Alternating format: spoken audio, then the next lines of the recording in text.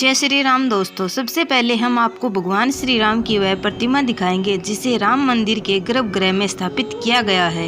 हाथ जोड़कर दर्शन करके बोलिए जय जय श्री राम। ये वही प्रतिमा है जिसमें 22 जनवरी को रामलला की प्राण प्रतिष्ठा की जाएगी।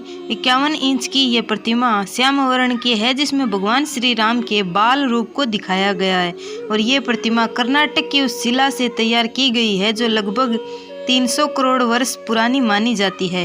और इस शिला की गुणवत्ता यही है कि इस प्रतिमा की आयु सैकड़ों वर्षों तक ऐसे ही रह सकती है और इस प्रतिमा का रंग काला है और इसलिए यह प्रतिमा श्याम वर्ण की कहलाएगी, जिसमें वर्ण का अर्थ है रंग। तो आज सबसे पहले आप भगवान श्री राम के दर्शन कर लीजिए और साथ ही साथ अगर चैनल पर नए आए हैं तो प्लीज़ चैनल को सब्सक्राइब करके एक सच्चे सनातनी राम भक्त होने के नाते वीडियो को लाइक करके कमेंट में जय श्री राम जरूर लिखें।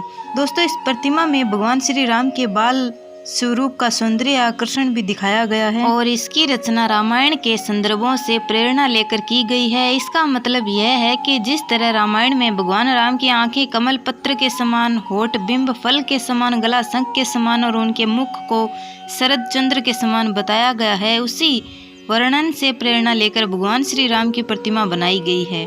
और आप जब कभी अयोध्या आएंगे तो आपको यही प्रतिमा वहां गर्भगृह में दिखाई देगी।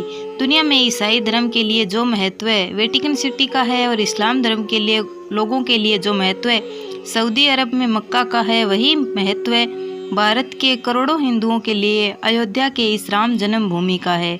लेकिन दुर्भाग्य ये है कि अयोध्या में भगवान श्री राम ने अपनी जन्मभूमि को वापस पाने के लिए लगभग 500 वर्षों का वनवास काटा है और आज जब इस जन्मभूमि पर रामलला की प्रतिमा स्थापित हो गई है तब भी इस पर हमारे देश के कुछ नेता मुस्लिम वोटों के लिए मुस्लिम वोटों की राजनीति कर रहे हैं। हर दिन एक नया मुद्दा, एक नई आपत्ति ढूंढ लाते हैं। हम उन जलने वालों को कहना चाहते हैं कि इस मंदिर के लिए तुम्हारे बाप दादाओं ने, किसी सरकार ने एक पैसा नहीं दिया है। 5,500 करोड़ रुपए हमारे करोड़ों राम भक्तों ने अपने खून पसीने की कमाई से दिए हैं। पार्टियों की इस कसम को देखते हुए तो यही लग रहा है कि एक वह त्रेता युग था जिसमें रामायण काल के लोगों ने सीता जी से अग्नि परीक्षा देने की मांग की थी, कुछ मुट्ठी भर लोगों ने, और अब ये कलयुग है जिसमें कुछ मुट्ठी भर विपक्षी नेता भगवान राम से ही अग्नि परीक्षा देने की मांग कर रहे हैं। लेकिन हमें लगता है कि भगवान राम से अग्नि परीक्षा मांगकर ये विपक्षी नेता अग्नि यानी आग से खेलने का काम कर रहे हैं और वो इस बात को समझ नहीं पा रहे, पचा नहीं पा रहे कि इस समय पूरे देश में भगवान श्री राम की जबरदस्त लहर चल रही है जिसमें पूरा देश राम धुन गा रहा है और भगवान राम की भक्ति में इस कदर डूबा हुआ है कि उत्तर से दक्षिण तक, पूर्व से पश्चिम तक हर कोई राममय हो चुका है। 22 जनवरी को दिवाली की तैयारी और बड़े उत्सव की तैयारी भारत के लोग कर रहे हैं।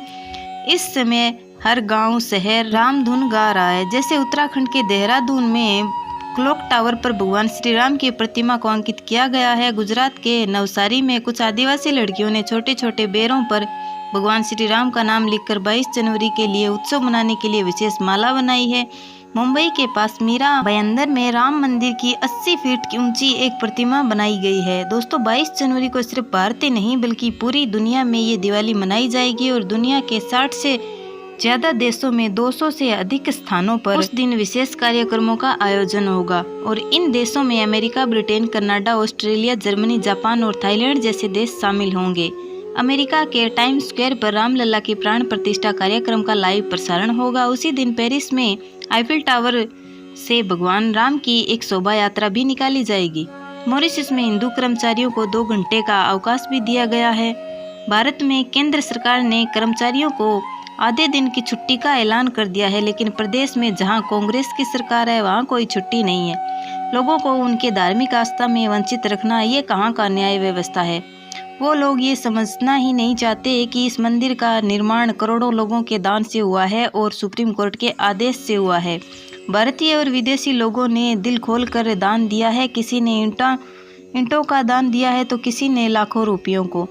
दोस्तों, हम आपको बता देना चाहते हैं कि अक्षय कुमार ने भी साल 2021 में बताया था कि उन्होंने राम मंदिर के लिए अपना योगदान दे दिया है।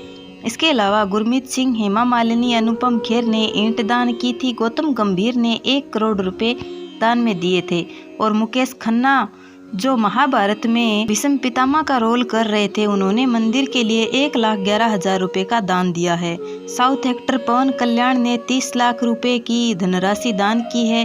तो जो लोग इस भ्रम में जी रहे हैं कि इस मंदिर का निर्माण बीजेपी सरकार ने करवाया है, तो उनके भ्रम को हम तोड़ देना चाहते हैं कि ये दुनिया भर के लोगों के खून पसीने की कमाई से हो रहा है, ना कि सरकार से।